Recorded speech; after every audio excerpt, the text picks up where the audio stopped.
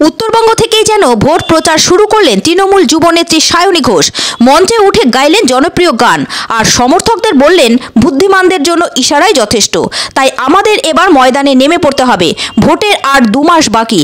একই সঙ্গে অভিনেত্রী তথা তৃণমূলের যুব আইকন সায়নী ঘোষ স্লোগান তুললেন, খেলা হবে। এদিন মালদা জেলার গুরুত্বপূর্ণ নেতা বুলবুল খানের উদ্যোগে আয়োজিত একটি ক্রিকেট টুর্নামেন্টের উদ্বোধনে এসেছিলেন সায়নী ঘোষ। তিনি সমর্থকদের উচ্ছ্বাস দেখে খুবই খুশি হন। বলেন, আমাকে দেখতেই এত ভিড় মানুষের, তাহলে আমাদের নেতা অভিষেক ব্যানার্জি কিংবা দলনেত্রী মমতা ব্যানার্জি এলে কি হবে। এদিন তিনি আরও বলেন, আমি কলকাতায় গিয়ে ওদের এখানে আসার অনুরোধ করব। তিনি আরও বলেন, সামনেই লোকসভা নির্বাচন রয়েছে, সুতরাং এবার আমাদের ঝাঁপিয়ে পড়তে হবে, সেখানেও খেলা হবে। তিনি এদিন গান গেয়ে তৃণমূল সমর্থকদের হৃদয় জয় করে নেন। নিজেই বলেন, লাভলি একটি গান আমি গাইছি, আপনারাও সঙ্গ দেন।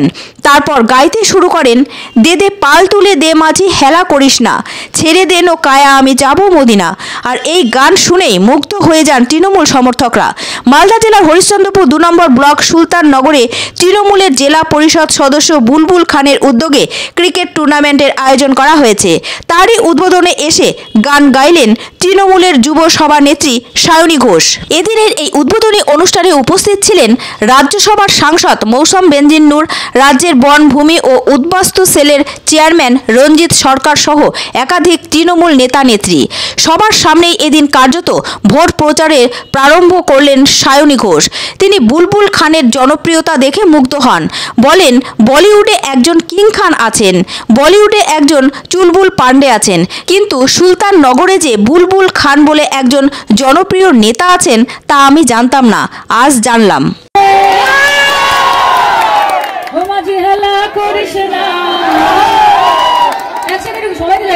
দারুণ গান, লাভলি, ওরা সং।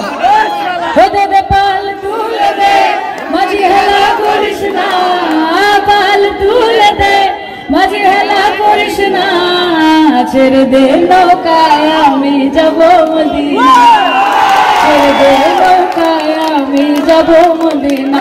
ও দয়াল মুর্শিদ যার শাখা তার কিসের ভাবনা, মুর্শিদ যার শাখা তার কিসের ভাবনা, আমার হৃদয় মাঝে কাবা নয়নে মদিনা,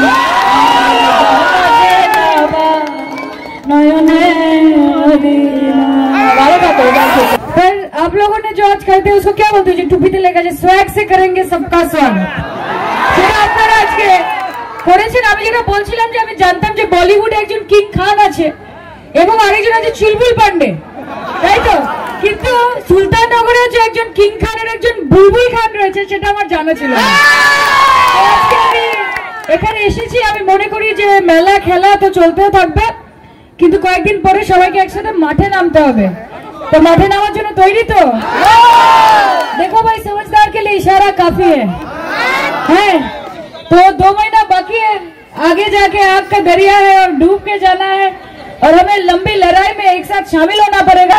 सायनी घोष এলে যদি এরকম জোশ থাকে তাহলে অভিষেক ব্যানার্জি, মমতা ব্যানার্জি এলে কি হবে তো ভাবতে পারছি। কাজে তোমরা সবাই খুব ভালো থাক এবং একসাথে আমরা বলি আগামী 2 মাসের মধ্যে ঠিক যেরকম আজকে হয়েছে ঠিক আবার সেইভাবেই খেলা হবে, খেলা হবে, খেলা হবে। জয় বাংলা, জয় বাংলা, জয় Bangla. Thank you so much Bulbul ভাই, থ্যাংক ইউ।